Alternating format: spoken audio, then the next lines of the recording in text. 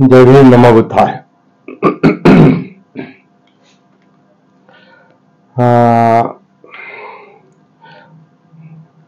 ज्यांनी आपल्याला म्हणजे मानव जातीला आणि जगाला दुःखमुक्ती निबाणाचा मार्ग दाखवला, दुःखमुक्तीचा मार्ग दाखवला स्वतःच्या अनुभवातून सिद्ध करून दाखवला, असे तथागत गौतम बुद्ध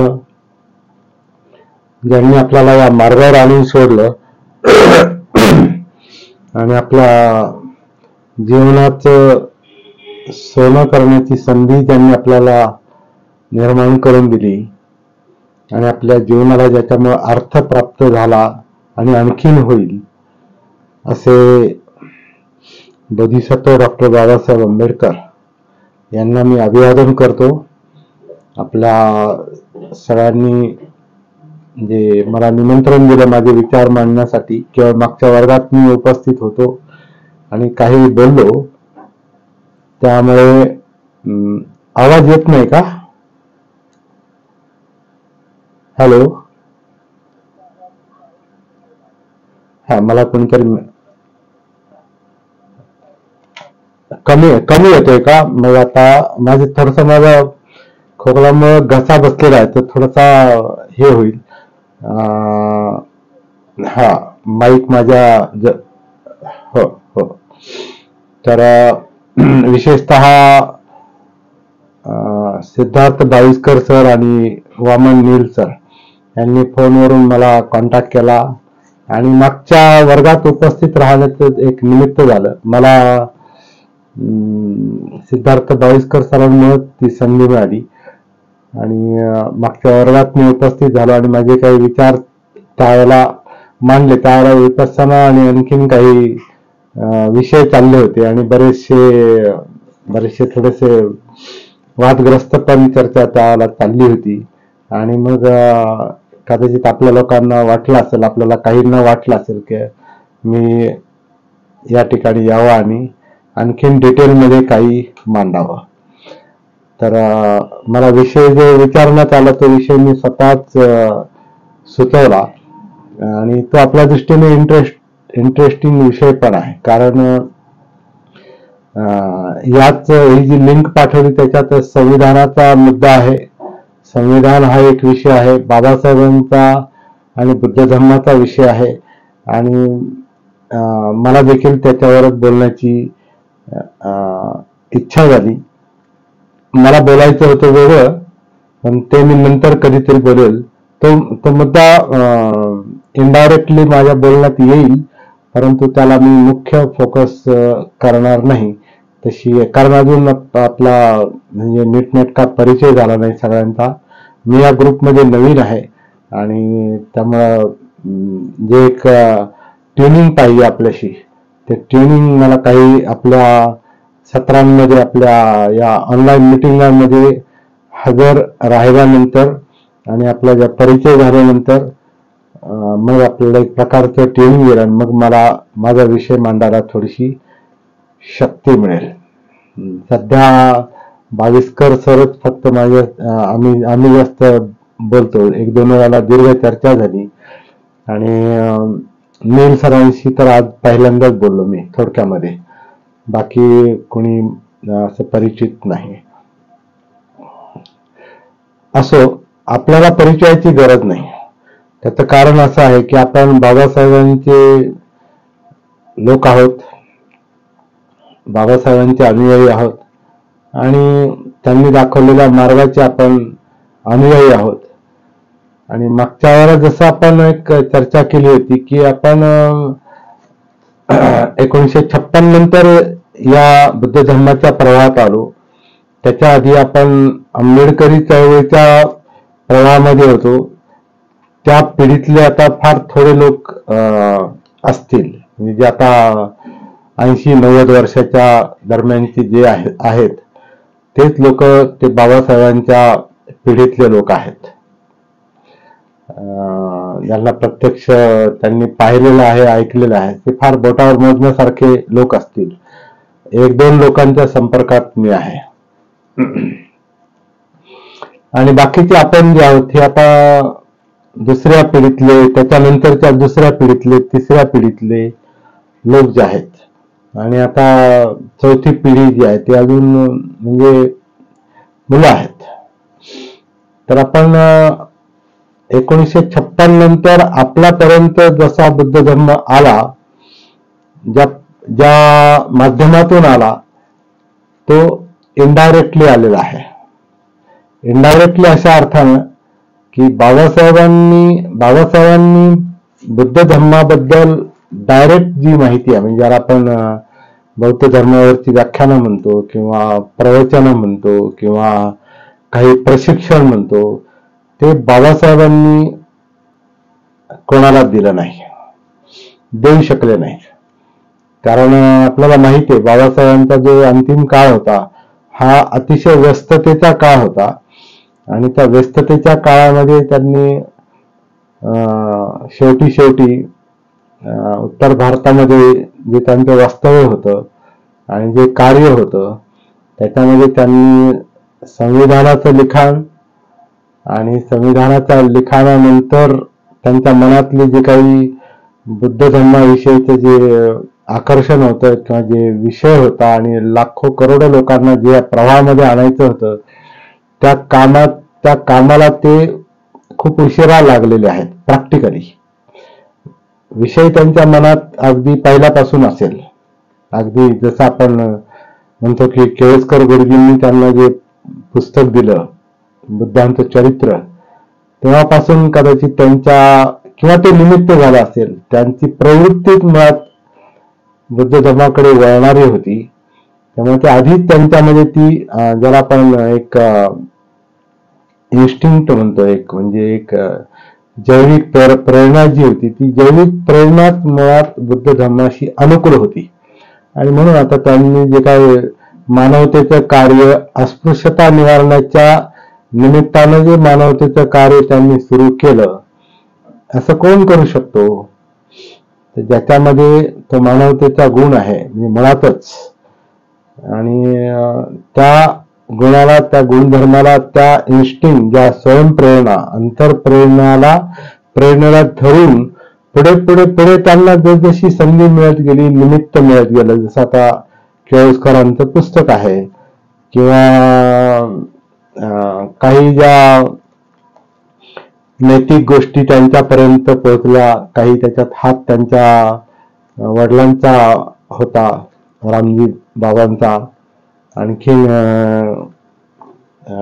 कुठे असतील ज्यांनी त्यांना एक नैतिक धैर्य दिलेलं आहे, काहींनी त्यांना बौद्धिक धैर्य दिलेलं आहे किंवा त्यांच्यातलं जे सामर्थ्य आहे त्या सामर्थ्याला उत्तेजन देणाऱ्या काही गोष्टी घडलेल्या आहेत. त्यांना उच्च शिक्षणासाठी परदेशातल्या शिक्षणासाठी ज्या सयाजी महाराजांनी आणि सयाजीराव गायकवाडांनी आणि करवीर शाहू महाराजांनी जे त्यांना प्रत्यक्ष मदत करून उच्च शिक्षणासाठी त्यांना एक संधी उपलब्ध करून दिली, अशा अनेक लोकांचा त्यांच्यावर प्रभाव राहिलेला आहे.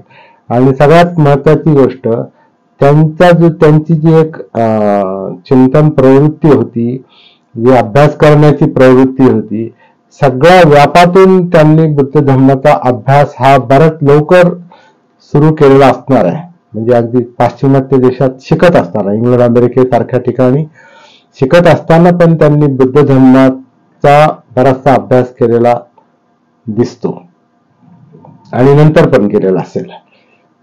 परंतु शेवटच्या काळामध्ये जेव्हा त्यांनी बुद्ध आणि त्यांचा धम्म लिहायला घेतला आणि तो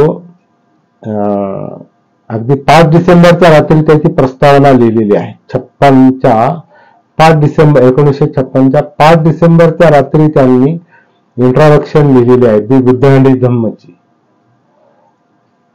म्हणजे आयुष्याच्या आदल्या रात्रीपर्यंत त्यांचं बुद्ध आणि त्यांच्या धम्माचं लिखाण चाललेलं होतं आणि बाकीचं लिखाण त्यांनी आधी पूर्ण करून ठेवलं होतं. जे काही टायपिंगचं काम होतं आणि प्रेसला देण्यासाठी जी कॉपी त्यांनी नानक रत्नच्या मदतीने त्यांनी ती तयार केलेली होती. तर ती आधी तयार होती आणि 5 डिसेंबरच्या रात्री त्यांनी ते इंट्रोडक्शन लिहिलं, म्हणजे त्या ग्रंथाचा परिचय दिला. आणि 5 डिसेंबरच्या रात्री उशिरा कधीतरी किंवा 6 डिसेंबरच्या पहाटे ते आपल्याला सोडून गेले.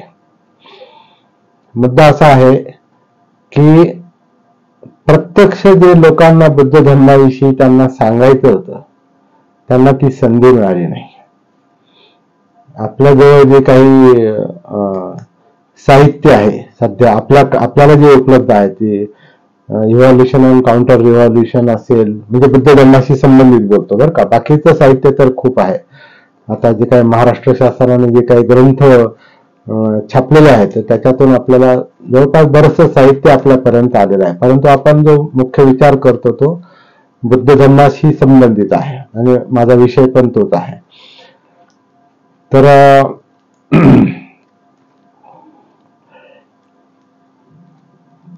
डायरेक्ट आपल्याला त्यांच्याकडून जे शब्द ऐकायला मिळायला पाहिजे होते त्यावेळेच्या पिढीला तरी, आणि त्याचं ते रेकॉर्डिंग व्हायला पाहिजे होतं, ते आपल्यापर्यंत आलेलं नाही. बाबासाहेबांनी स्वतः जे लिहिलेलं आहे त्यातलं म्हणजे आता बुद्धहंडी जन्म तर आहे ते काउंटर रिव्हॉल्युशन आहे, किंवा बुद्ध आणि कार्ल मार्क्स आहे, आणि 1950 सालचा जो लेख आहे Buddha and future of his religion, Mahabodhi सोसायटीच्या जर्नलमध्ये त्यांनी तो लेख टाकला होता. तर असं जे काही साहित्य आहे, आणि मग बुद्धिस्ट सोसायटी ऑफ इंडियाचं रजिस्ट्रेशन म्हणजे आपण स्थापना म्हणून, आणि त्याच्याची जे काही 10 कलम आहेत, ध्येय उद्दिष्ट जे आहेत, आणि बौद्ध पूजा पाठ वगैरे अशा ज्या काही गोष्टी आहेत त्याच आपल्यासाठी आधार आहेत. बाबासाहेबांच्या संदेशाचा तोच एक आधार आहे, ज्याच्यातून आपल्याला बाबासाहेबांचे बुद्ध धर्माविषयीचे विचार आपल्याला माहिती होतात. पण थेट शिकवण आपल्याला बाबासाहेबांकडून मिळाली नाही. त्याच्यामुळे झालंय काय की बाबासाहेब गेल्यानंतर 6 डिसेंबरला बाबासाहेब म्हणजे 14 ऑक्टोबरला धम्मदीक्षा दिली आणि 6 डिसेंबरला गेले. 7च आठवड्यांचा काळ होता तो. तेवढ्या 7 आठवड्यात जे काही आपल्याला दीक्षेनंतर ज्या ठराविक लोकांना जे काही त्यांना सांगता आलं ते त्यांनी सांगितलं असेल, परंतु ती प्रकृतीच्या दृष्टीने तर तो काळ त्यांच्यासाठी म्हणजे नाजूक काळ होता, म्हणजे नाजूक प्रकृती होती. त्यामुळे असं खूप काही बुद्ध धर्माचं प्रशिक्षण देण्यासारखे काही योजना त्यांनी आखायला त्यांना संधी मिळाली नाही. आणि त्या 7 आठवड्यामध्ये जे काही थोडंफार काही लोकांना डायरेक्ट बुद्ध धर्माविषयी काही बोलणं झालं असेल तर ते काय फार त्याची आपल्याकडे नोंदी नाही आहे. महत्वाचा मुद्दा असा आहे की बाबासाहेब गेल्यानंतर आपल्याला जे काही आता बौद्ध धर्माचं स्वरूप दिसतं, आता किती 67 वर्षे झाले नाही का, 56, 7 आणि 8, 68 वर्षे झाले. 68 वर्षामध्ये आपल्यापर्यंत जो बुद्ध धर्म आला हा डायरेक्ट बाबासाहेबांकडून नाही आला. आणि त्यांनी स्थापन केलेल्या बुद्धिस्ट सोसायटी ऑफ इंडियाला पण म्हणजे BSIला किंवा भारतीय बौद्ध महासभा तर हे त्यांनी नाव दिलं नव्हतं. त्यांनी ती बुद्धिस्ट सोसायटी ऑफ इंडिया त्यांनी जी काही स्थापन केली तर त्याच्या डेव्हलपमेंटमध्ये प्रत्यक्ष बाबासाहेबांचा हात राहिला नाही. ते काम इतरांनी पुढे नेलं. तर त्याच्यातून आपल्याला काही शिकायला मिळालं. आतापर्यंत शिकतोय जे काय आहे ते. आपल्याला कोणाच्या कमतरता शोधण्याचं वगैरे असं हे काम आपल्याला आता थोडंसं कमी केलं पाहिजे असं माझं मत आहे. कमतरता शोधण्याचं काम नाही केलं पाहिजे. आपल्याला बाबासाहेबांनी सांगितलेल्या बुद्ध धर्माचं काम पुढे कसं नेता येईल हे आपल्याला पाहणं गरजेचं आहे. तर BSI बुद्धिस्ट सोसायटी ऑफ इंडियाने आपल्याला काही सांगितलं असेल. बाबासाहेबांनंतर ज्या बौद्ध संस्था, आता डायरेक्ट काही तर बौद्ध संस्था नाही डायरेक्ट, पण बुद्ध धर्माचं बोलतात, सांगतात, अशी एक समाजामध्ये धारणा आहे. त्याच्यामध्ये जो एक आपण मागच्या आठवड्यात मुद्दा चर्चेला घेतला आणि थोडासा जो असा अग्रेसिव्ह मुद्दे काही लोकांकडून मांडले गेले ते म्हणजे विपස්සना. विपස්සना म्हणजे बुद्धांची विपස්සना असं, गोयंका गुरुजींची विपස්සना, त्यांनी सांगितलेली विपස්සना, जे त्यांच्या उबाखिणाने आणि त्यांच्या मातृभूमीतून ते स्वतःच म्हणायची, माझी मातृभूमी जी आहे बर्मा, ब्रह्मदेश, तिकडून मी ही विद्या आणलेली आहे आणि तुम्हाला दिलेली आहे, असं त्यांचं ते शेवटचं भाषण मी 7 मिनिटाचं पागोड्यामधलं जे ऐकलं त्याच्यामध्ये त्यांनी ही गोष्ट बोललेली आहे. ते मला थोडं शॉकिंगच वाटलं की माझी मातृभूमी ब्रह्मदेशातून मी ही विद्या आणलेली आहे. त्यांचे शब्द असे होते, हिंदीमध्ये बोलले, ते 5-7 मिनिटच बोलले, त्यांना बोलण्याची तेवढी शक्ती पण नव्हती, बहुतेक त्यांना काही मोठा जो आजार होता त्याच्यामुळे ते जास्त बोलले नसतील, परंतु जे बोलले ते मला थोडं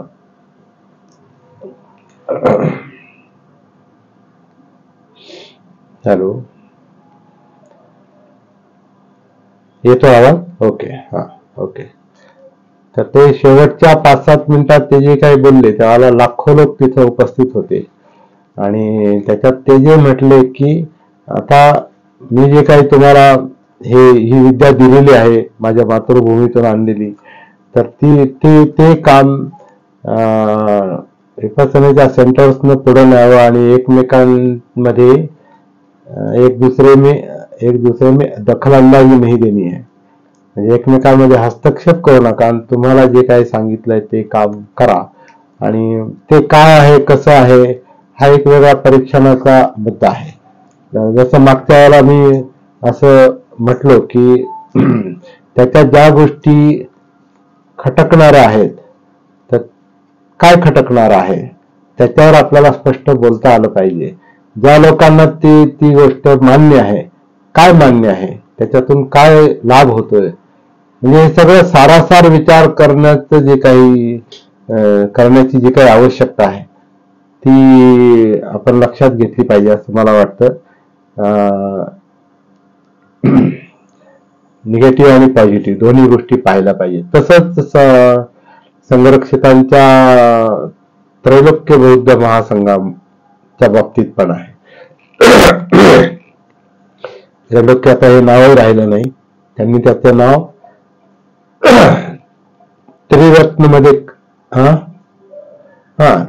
त्रिरत्न बौद्ध महासंघ केलेला आहे.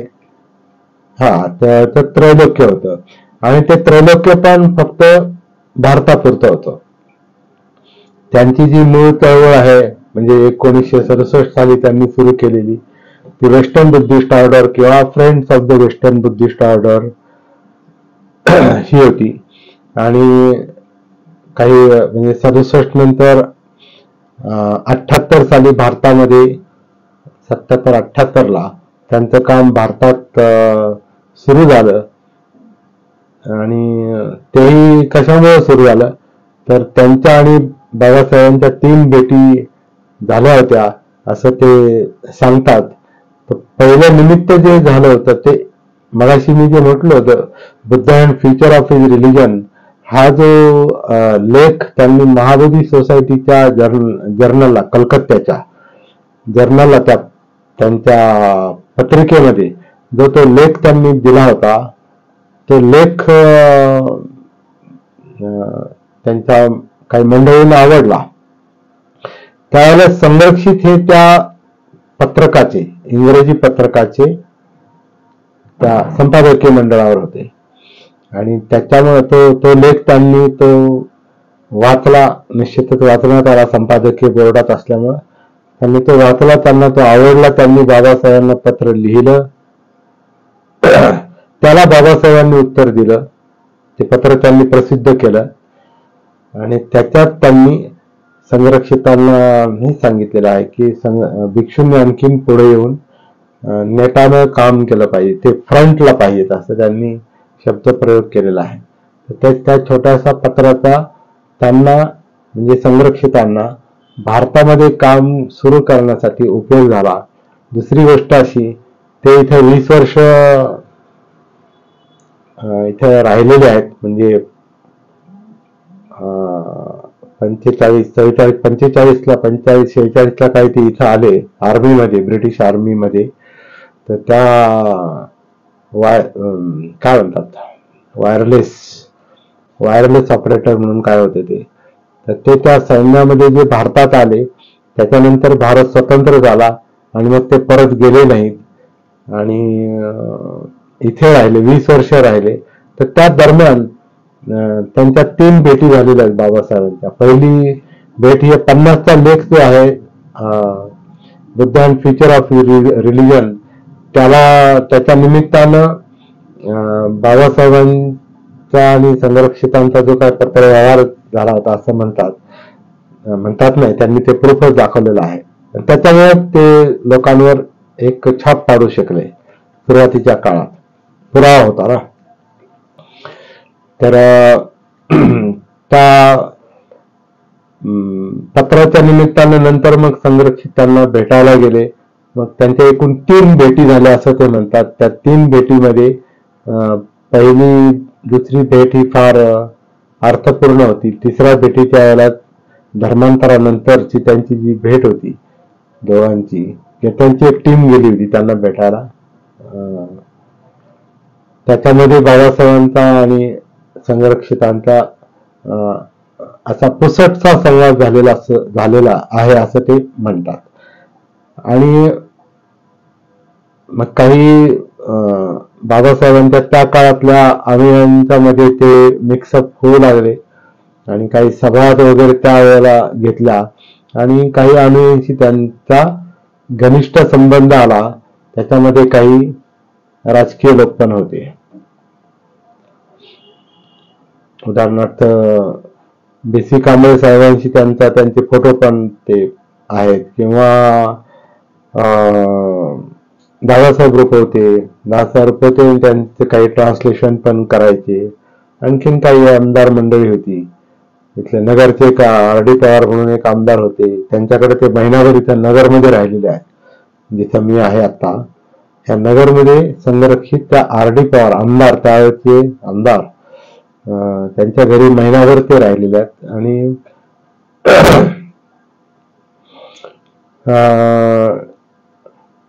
आणखी उत्तर भारतातले काही लोक होते. आणि तो एक भाग त्यांनी लीडर लोकांच्या म्हणजे नेत्यांच्या संपर्कात राहण्याचं त्यांनी एक ते काम केलेलं आहे. आणि त्याच्यामुळे मग आम्ही आपोआप संपर्कात राहिले. आणि अशा तऱ्हेने मग जेव्हा त्यांनी इंग्लंडला ते friends of the western Buddhist ऑर्डरची स्थापना केली आणि नंतर त्यांनी त्यांचे अनुयायी इकडे पाठवले आणि त्यांनी इथं काम सुरू केलं. आणि त्यांनी सांगितलं की तुम्ही बाबासाहेबांच्या अनुयायांना भेटा आणि काही माझे मित्र आहेत त्यांना भेटा, ते तुम्हाला मदत करतील. अशा पद्धतीनं या ठिकाणी काम सुरू झालं आणि त्रैलोक्य बौद्ध महासंघाची स्थापना पुण्यामध्ये झाली. आणि मग त्यांचं काम आतापर्यंत चालू आहे आणि ते विस्तारत आहे. त्यातलं योग्य काय अयोग्य काय हा वेगळा अभ्यासाचा परीक्षणाचा मुद्दा आहे. गोयंका गुरुजींच्या उपासनेचा पण मुद्दा आहे. तो आता आपल्याला तो अभ्यास करावा लागेल. ओशोंचा अभ्यास करावा लागेल. आणखीन ज्या लोक आता थाई परंपरेचे काही लोक जोडले गेलेले होते ते थाई असोसिएशनशी, आणि त्यांचा पण एक प्रभाव आहे. चायनीज प्रभाव आहे. काही लोक जैनच्या जपानच्या याच्यात आता त्या प्रभावाखाली आहे. आणि भारतामध्ये अनेक भिक्षू त्यांना जमेल तसं काम करतात. काही उपासक ते काम करतात. आपल्यासारखे पण लोक धर्मप्रचारासाठी प्रयत्न करतात किंवा विचार तरी करतात गांभीर्यानं, हे खूप चांगली गोष्ट आहे. परंतु हे सगळं सांगण्याचा मुद्दा असा आहे की आपल्यामध्ये सुसूत्रता नाही अशी. आणि त्याचं कारण बाबासाहेबांना डायरेक्ट आपल्याला काही स्ट्रॅटेजी, धोरण आपल्याला त्यांनी प्रचाराचं धोरण आणि प्रशिक्षणाचं धोरण बाबासाहेबांनी दिलं नाही. त्याच्यामुळं त्यांच्यानंतर जे लोक इथे आले आणि आंबेडकरी समाजामध्ये त्यांनी काम केलं किंवा आंबेडकरी समाजातले लोक त्यांच्याकडे जाऊन जॉईन झाले, काही तिकडचे झाले, तर हे सगळं संदिग्ध वातावरण जे आहे, गोंधळाचं जे वातावरण आहे, याच्यामुळे आपल्या समोर असं बुद्ध धर्माच्या कार्याचा किंवा बुद्ध धर्म प्रचाराचा मार्गाचा असा नकाशा नाही, ब्लूप्रिंट नाही. एक ब्लूप्रिंट बाबासाहेबांनी बुद्धिस्ट सेमिनरी म्हणून बेंगलोरला त्यांना सुरू करायची इच्छा होती. ते एक साहित्य, ते एक आर्टिकल सारखं ते एक प्रसिद्ध आहे, त्याला धरून काही लोक काम करतात. परंतु बाबासाहेबांना काय करायचं होतं, कसं काम करायचं होतं, हे आपल्यापर्यंत थेट आलेलं नाही. आणि म्हणून कधी कधी आपल्या काही कार्यकर्त्यांमध्ये म्हणजे बौद्ध धर्माच्या प्रचारकांमध्ये, बाकी राजकीय पातळीवर पण ते बेबनाव आहे हे आपल्या सगळ्यांना माहिती आहे. समाज जरी एक असला तरी नेत्यांमध्ये जी काही फाटाफूट आहे, आता हे वामन कर्डकांना असंच कोणीतरी प्रश्न विचारला, पत्रकाराने विचारला असेल, किंवा तुमचा समाज एकत्र का राहत नाही, एकत्र का नाही, तर वामन दादांनी त्याला उत्तर दिलं, तुम्हाला कोणी सांगितलं आमचा समाज एकत्र नाही, आमचे फक्त नेते एकत्र नाहीत म्हणे, आमचा समाज एकत्रच आहे. आणि तो 6 डिसेंबर, 14 एप्रिलला, 14 ऑक्टोबरला किंवा भीमा कोरेगावच्या निमित्ताने, महाडच्या निमित्तानं तो समाज, किंवा आता तर ऑनलाईन आपण एकत्र येतो, काही कोणाची काही ओळख पाळत नाही. जसे मग सुरुवातीलाच म्हणालो, फार कमी लोकांना मी इथं म्हणजे ओळखतो, 1-2 लोक सोडले तर. आणि मी असंही म्हणालो की आपल्याला ओळखीची आवश्यकता नाही, आपल्याला चर्चा करायला, बोलायला ओळखीची आवश्यकता नाही. आपली ओळख जी आहे आंबेडकरी म्हणून आहे, आपली ओळख जी आहे आधुनिक ओळख ती बौद्ध म्हणून आहे. आणि आपल्या दृष्टीनं जो काही एक चिंतेचा विषय आहे, निराशेचा नाही पण एक चिंतेचा आणि उत्सुकतेचा विषय जो आहे की आता हे काम पुढं कसं न्यायचं. आणि मग ज्याला जसं जमेल तसं तो अभ्यास करतो, सांगतो, प्रचार करतो. कधी कधी बाबासाहेबांचं नाव घेतो पण आपलंच म्हणणं रेटत असतो, बुद्धांचं नाव घेतो पण आपलंच म्हणणं रेटत असतो. अशी वेगळ्या पद्धतीनं काम चाललेलं आहे. त्यामुळे मला आज असं वाटलं की बुद्ध धर्म आणि डॉक्टर बाबासाहेब आंबेडकर यांच्या शिकवणीतलं जे समान सूत्र आहे त्याच्यावर थोडेसे विचार मांडावेत. आणि तो माझ्या मनातला पण विषय आहे आणि त्याच्यावर मी काम करतोय बरेच वर्ष. आता मला 45 वर्ष मी वेगळ्या पद्धतीनं धम्मप्रचाराचं काम करतो, लिखाण केलेलं आहे, 1-2 पुस्तकं छापलेली आहेत, भाषांतर केलेली आहेत आणि अजूनही मी काही लिखाण करतोय. परंतु मी काही जागृतीची कार्यशाळा म्हणून मी काही सत्र घेतो, ऑनलाईन सत्र घेतो किंवा प्रत्यक्ष शिबिरं घेतो, वर्ग घेतो. ही माझ्या कार्याची ओळख आहे. आणि जागृती म्हणजे जसं आपण बुद्धांना आपण संबुद्ध म्हणजे संपूर्ण जागृत म्हणतो, तर संपूर्ण त्या जागृतीच्या आधारे जे काही त्यांनी कॉन्टम्प्लेशन केलेलं आहे, चिंतन केलेलं आहे, त्याच्यातून त्यांना जे सापडलेलं आहे ते बुद्धत्व आहे, ते निब्बाण आहे. आणि त्याला आपण संबुद्ध जे म्हणतो ते संपूर्ण जागृत असा आपण त्याचा अर्थ करतो. आता ही जागृतीचा जो मुद्दा आहे हाच बाबासाहेबांच्या दृष्टीने पण सेंट्रल पॉइंट होता असं माझं मत आहे. जसं बाबासाहेबांनी म्हटलेलं आहे काही सभांमध्ये, जागृतीच्या अग्नी तेवत ठेवा. किंवा जागृतीचा विस्तव कधीही विझू देता कामा नये, अशा टायटलची काही त्यांची भाषणं पण आहेत. आता ते वेगळ्या संदर्भात बोलत असतील, परंतु जागृतीचा मुद्दा जो आहे तो जागृतीचा मुद्दा आपल्या दृष्टीने महत्वाचा. जागृती सगळ्याच बाबतीत पाहिजे. भान, जगण्याचं भान, आपल्या जीवनाचं भान, आपल्या विचारांचं भान, आपल्या चित्ताचं म्हणजे इमोशन्सचं भान, आपल्या इच्छा आकांक्षा तृष्णा ज्या आहेत, ज्या दुःखाचं मूळ आहेत, त्या चित्ताचं भान, जाणीवांचं भान म्हणजे वेदनांचं भान, आणि सगळं जे आहे ज्याला कॉन्शियसनेस म्हणतात किंवा मनोधम्म किंवा चित्त किंवा जाणीवा वेदना ज्याला म्हणतात फिलिंग, हे सगळं या काळेमध्ये आहे, या जिवंत काळेमध्ये आहे. आणि म्हणून ते सगळं आपल्याला त्याचं परीक्षण करून ते जागृतीची प्रॅक्टिस आपल्याला ती करावी लागते. हे ध्यान नव्हे, हे पण आपण लक्षात घ्या. ध्यान हे अटेन्शन आहे. ध्यान हे एका बाजूला नेतं, वन पॉइंटेड कडे नेतं, आणि भान जे आहे, सती जी आहे, ती ओव्हरऑल संपूर्ण जीवनाचं भान आहे. म्हणजे आपण जगतो कसे.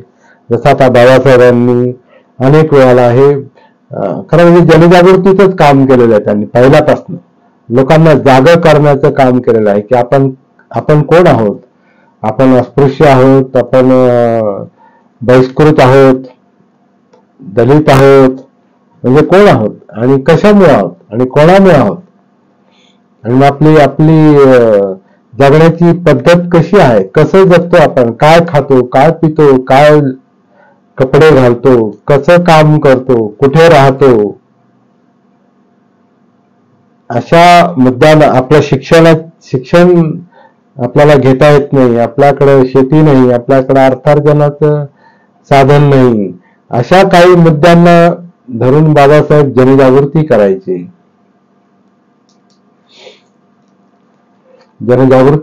आणि त्याची सुरुवात माणगाव पासून झाली. बहिष्कृत परिषद म्हणजे सार्वजनिक जीवनात जे बाबासाहेब उतरले ते माणगावच्या याच्यापासून, आणि शेवटपर्यंत त्यांचा बुद्ध धम्म स्वीकारापर्यंत त्यांचं जे काम होतं हे लोकांना जागा करण्याचंच होतं. त्यांना त्या परिस्थितीतून बाहेर काढण्यासाठी परिस्थितीची जाण कशी येईल, त्याचं भान कसं येईल, त्याचा त्या परिस्थितीचा आपल्यावर काय परिणाम झाला, आपल्या पिढ्यांवर काय परिणाम होतोय, हे सगळ्याच भान त्यांना लोकांना करून द्यायचं होतं. आणि त्याच्यातून बाहेर पडण्यासाठी मग त्यांनी जी काही त्या जागृतीतून जी चळवळ उभी केली, ती जागृत चळवळ होती, म्हणून त्याचा प्रभाव होता. आता बाबासाहेबच एक जागृतीचं फार मोठं उदाहरण आहे बुद्धांनंतरचं, म्हणून ते काम एवढ्या मोठ्या प्रमाणात झालेलं आहे. तर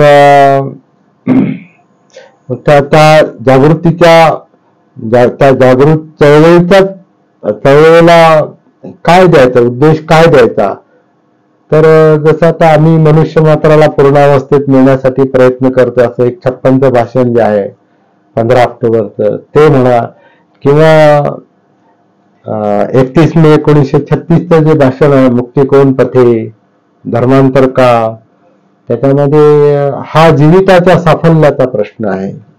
धर्मांतर का हे मांडताना ते म्हणतात हा आपल्या जीविताच्या साफल्याचा प्रश्न, म्हणजे आपलं जीवन सफल कसं करायचं,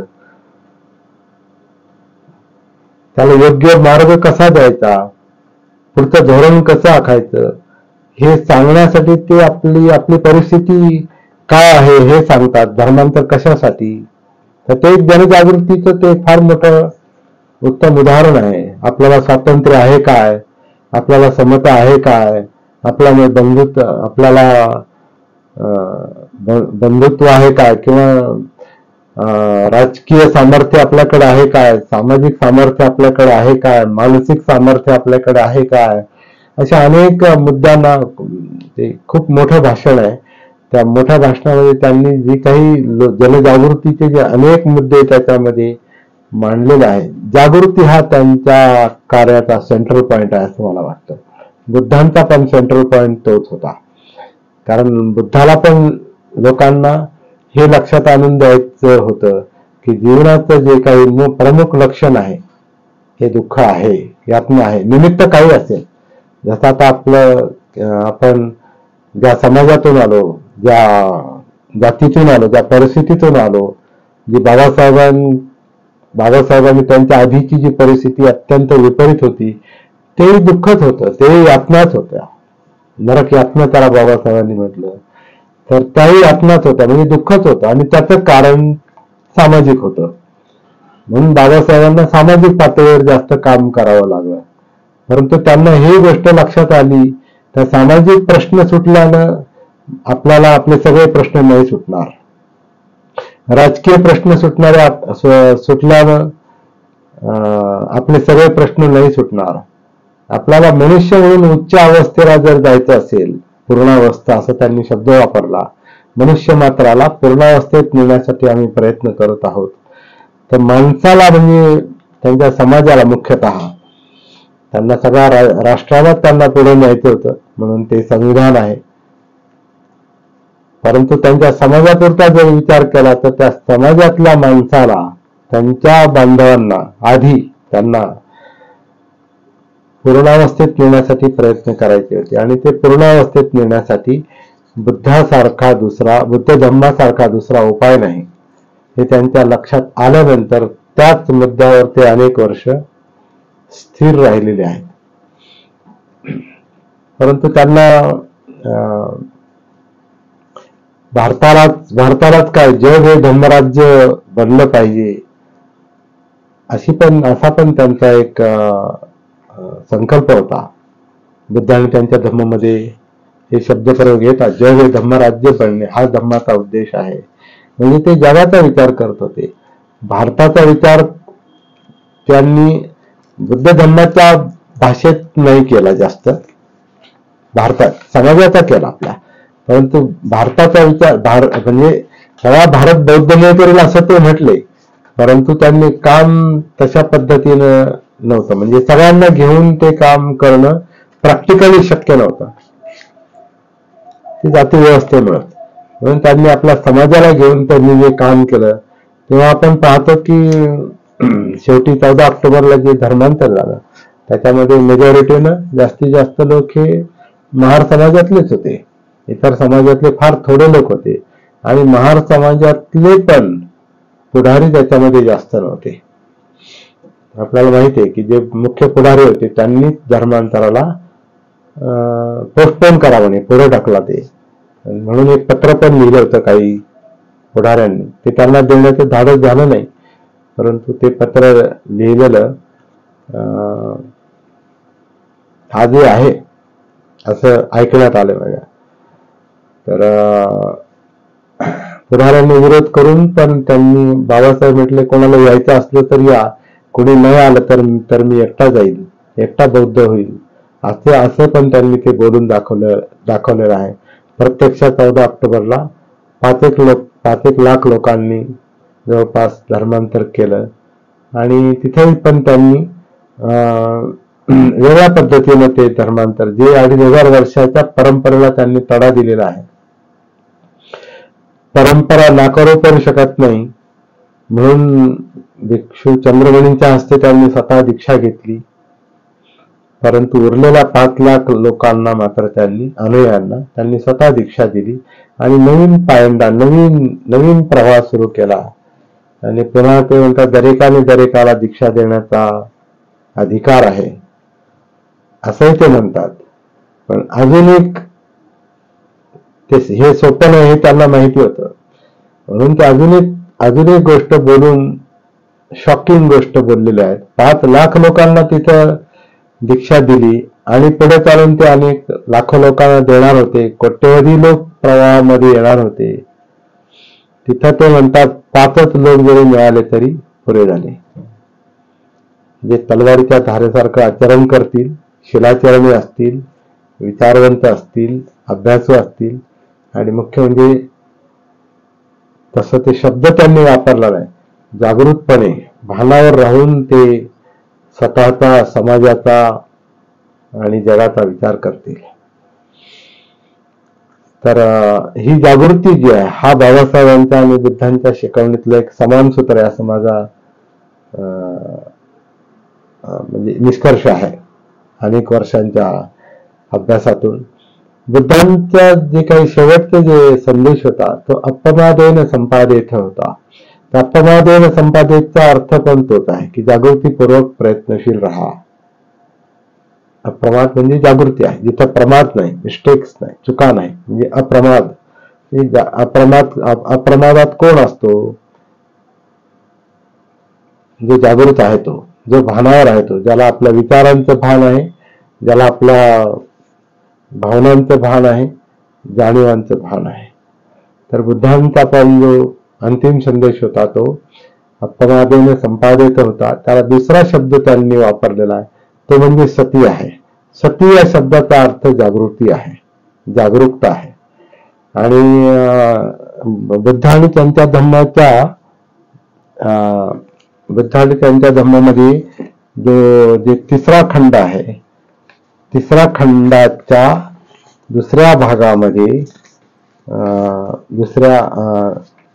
तिसऱ्या खंडाच्या पहिल्या भागातल्या दुसऱ्या चॅप्टर मध्ये त्यांनी बुद्धाने मोक्षदानाचे आश्वासन दिले नाही. तो म्हणे मी आता हे अरेतुरेची भाषा अनुवादकाने वापरली.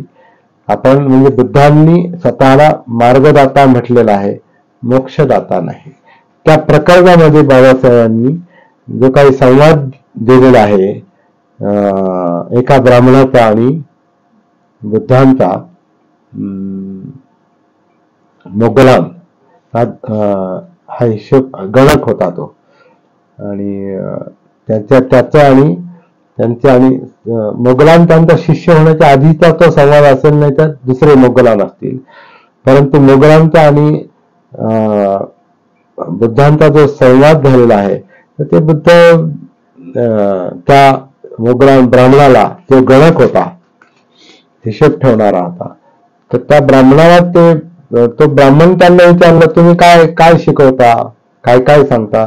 तर त्याच्यामध्ये त्यांनी असा एक शब्द प्रयोग केलेला आहे की हे ब्राह्मणा, म्हणजे आधी काही गोष्टी सांगतात, नंतर ते पुढची एक गोष्ट सांगतात की हे ब्राह्मणा, श्रमण अन्न भक्षणाचा निग्रह शिकला की तथागत त्याला पुढे असा पाठ देतात की श्रमणा ये, जागृतीचा अभ्यास कर. आणि कंसात सती शब्द टाकलेला आहे. म्हणजे जागृती हा बाबासाहेबांनी पण मुद्दाम आवर्जून टाकलेला शब्द आहे. दिवसा चालता बसता तू चित्तशुद्धीचा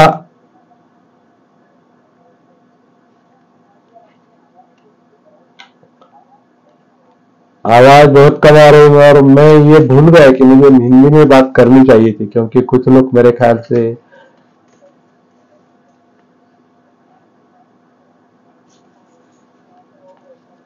अच्छा, तो अगर हाँ जी, अच्छा, अगर शुरू में हाँ, शुरू में अगर कोई ये कहता तो मैं अवश्य हिंदी में बात करता, पिछली बार भी में.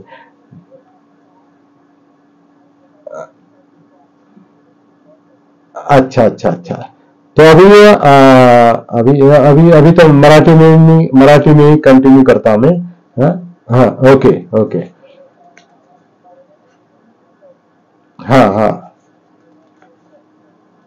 हाँ, वो प्रॉब्लम है. मेरी आवाज बड़ी नहीं हो रही है. देखिए यहाँ इतना नजदीक है वो, हाँ, इतना नजदीक है. तर आता मी मराठीतच बोलतो. तर तिथं ते असं म्हणतात, त्या ब्राह्मणाला बुद्ध असं म्हणतात तथागत की श्रमणा जागृतीचा अभ्यास कर. त्यांनी जागृतीच्या याच्यामध्ये सती शब्द कंसात टाकलेला आणि तो बुद्धांनी धम्ममध्ये आलेला आहे. तो शब्द बाबासाहेबांनी तो इंग्रजीमध्ये लिहिलेला. त्याचा अनुवाद जो केला तो असा केला की जागृतीचा सतीचा अभ्यास कर. दिवसा चालता बसता तू चित्तशुद्धीसाठी प्रयत्न कर. कारण चित्त जे आहे, जे चेतवतं, पेटवतं, इमोशन्स म्हणजे जी विकृती जी आहे, चित्त विकृती जी आहे, चित्त प्रवृत्ती ज्या आहेत, ज्याच्यामध्ये डिझायर्स, तृष्णा आहेत, लोभ आहे, द्वेष आहे, तर ह्या इमोशन मुळे चित्त अशुद्ध असतं आणि तो खरा प्रॉब्लेम आहे, ज्याचा विचारांवर पण परिणाम होतो आणि नंतर वाणीवर आणि शारीरिक कृतीवर परिणाम होतो. म्हणून चित्तशुद्धी ही आधी महत्वाची आहे. चित्तशुद्धीसाठी प्रयत्न कर आणि त्याच्यासाठी जागृत राहा, असा तो बुद्ध त्यांना ते सांगतात का मी काय शिकवतो, काय सांगतो लोकांना.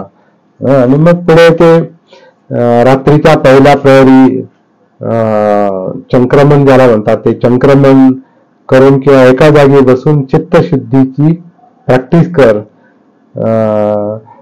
साधना कर का नंतर मग वेगळ्या पद्धतीने त्यांना ते जागृती सांगण्याचा प्रयत्न केला. अजून एक शब्द त्यांनी सावधानता असा शब्द वापरलाय. सावधानता असा जो शब्द वापरलाय, सावध राहून बुद्धी पुरस्तर एकाग्रतेने चित्तशुद्धीचा विचार कर आणि चित्ताला मलापासून परिशुद्ध कर, ज्याला आपण धम्मपालन गाथेमध्ये म्हणतो सचित्त परियोदपनं, स्वतःच्या चित्ताची परिशुद्धी करणं. तर तो पण धम्मपालन गाथेमध्ये हा मुद्दा आलेला आहे. धम्मपालन गाथेबद्दल पण आपल्याला कदाचित माहिती असेल, ते जे संकलन केलेलं आहे, मी आता नुकताच एक अभ्यास पूर्ण केला धम्मपालन गाथेवरचा. तर त्याच्यातल्या ज्या 3 गाथा आहेत, त्या 3 गाथा सब्ब पापस करणं कुशलस उपसंपदा सचित्त परियोदपनं एतं बुद्धान शासनं धम्मं चरे सुचरितं नतं दुच्चरितं चरे धम्मचारी सुखं सेती अस्मिन् लोके परमिच, ही दुसरी गाथा. आणि तिसरी जी आहे नतावता धम्मधरो यावता बहुभासती योच अपंपि सुत्वानं धम्मं कायेन पश्यति सवे धम्मधरो होती यो धम्मं नप्पमज्जती. आणि पुढे शरणत्तंग आहे, नथ्थिमे शरणं वगैरे. तेव्हा पहिल्या 3 ज्या गाथा आहेत ना, ह्याच्यामध्ये सुद्धा त्यांनी चित्तशुद्धीचा मुद्दा सांगितला, सचित्त परियोदपनं. आणि या 3 गाथा या धम्मपदातून संकलित केलेल्या आहेत आणि या स्वतः बाबासाहेबांनी केलेल्या आहेत. ज्यांना ही गोष्ट माहिती नसेल त्यांनी लक्षात घ्यायची, धम्मपालन गाथेची रचना संकलन हे बाबासाहेबांनी 14 ऑक्टोबरच्या धर्मांतराच्या कार्यक्रमासाठी केलेलं आहे. ही एक महत्वाची गोष्ट आहे. त्यामुळे चित्तशुद्धी हा बुद्धांच्या शिकवणीतला एक मुख्य मुद्दा, हाच बाबासाहेबांनी सुद्धा महत्वाचा मानलेला आहे. त्यांनी कल्चर ऑफ माइंड असा एक शब्द प्रयोग केलेला आहे की मनाला सुसंस्कृत बनवणं, असा बुद्ध आणि धम्ममध्ये तो त्यांनी उल्लेख केलेला आहे. कल्चर ऑफ माइंड म्हणजे मनाला सुसंस्कृत करणे म्हणजे चित्तशुद्धी करणे. तर ह्या चित्तशुद्धीमुळे माणसाला निब्बाण मिळतं, दुःखमुक्ती मिळते. हा बाबासाहेबांच्या शिकवणीतला जे काही मुख्य सूत्र आहे त्याच्यावर आपण फोकस करून असं म्हणता येईल की मूळ बुद्ध आपल्याला शोधावा लागेल. बाबासाहेबांच्याच याचा आधार घेऊन आपल्याला मूळ बुद्ध शोधावा लागेल. आणि जो आपण अजून ते सुरुवात केली नाही, आपण बऱ्याचदा इतरांनी काय सांगितले आणि ग्रंथात काय सांगितलंय, त्रिपिटकात काय सांगितलंय, याला आपण आधार बनवतो. परंतु बाबासाहेबांनी इंट्रोडक्शन मध्ये, द बुद्ध अँड धम्मच्या इंट्रोडक्शन मध्ये एक फार महत्वाचं मेसेज त्यांनी दिलेला आहे. आणि तो असा आहे की निकाय म्हणजे मध्यम निकाय, दिग्ग निकाय, मध्यम निकाय, संयुक्त निकाय, अंगुत्तर निकाय आणि खुद्दक निकाय, हे जे 5 निकाय आहेत मध्यम सुत्तपिटकातले, या निकायांनी बुद्धांची शिकवण आणि बुद्धांचं चरित्र हे पझल बनवलेलं आहे, असं त्यांनी म्हटलं. पझल बनतं, ते गोंधळात टाकते, ते समजतं. म्हणजे इफ नॉट बॅफलिंग असा पण शब्द प्रयोग त्यांनी केलाय. आपण बुद्ध आणि धर्माची प्रस्तावना आपण पाहावी, तर त्याच्यामध्ये ते म्हणतात की जरी तो गोंधळात टाकणारं ते लिखाण असलं त्रिपिटकातलं, ते समजतं, परंतु तरी सामान्य माणसाला गोंधळात टाकणारं, ते पझल बनवणारं ते लिखाण आहे. त्याच्यामुळे आपल्याला त्याच्यावर चिंतन करावं लागेल, चर्चा करावी लागेल, डिस्कशन करावं लागेल, असं ते म्हणतात. आणि ते केलं पाहिजे. आणि त्याच्यातून आपल्याला बुद्धांची मूळ शिकवण, बुद्धांचं चरित्र आपल्याला शोधावं लागेल. तर अशा पद्धतीने त्यांचं एक अपेक्षा होती आणि त्या दृष्टीने त्यांचं स्वतःच काम चाललेलं होतं. एकच शेवटी मी एक मुद्दा फक्त या ठिकाणी मांडतो आणि या ठिकाणी थांबतो, कारण सध्या संविधान राज्यघटना हा एक हॉट विषय आहे सध्या आणि चर्चेचा विषय आहे. तर प्रिअम्बल जी आहे, ज्याला आपण प्रस्तावना म्हणतो याची राज्यघटनेची, त्या प्रस्तावनेमध्ये स्वातंत्र्य, समता, बंधुत्व, न्याय ही चतुसूत्री सांगितलेली आहे. 4 सूत्र सांगितलेले आहे. तर ही 4 सूत्र ते म्हणतात, मी बुद्धांच्या धम्मातून घेतलेली आहेत, बुद्धांच्या शिकवणीतून घेतलेली आहे.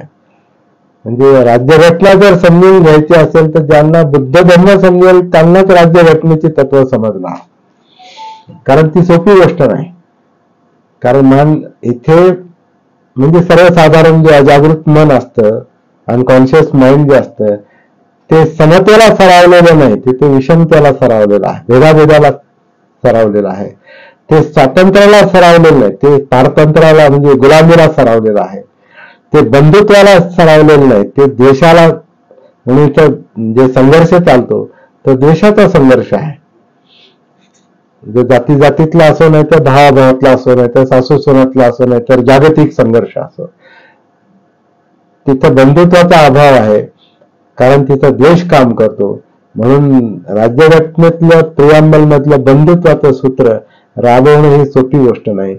आणि माणसाचं मन हे न्यायाला सरावलेलं नाही, ते अन्यायाला जास्त सरावलेलं आहे.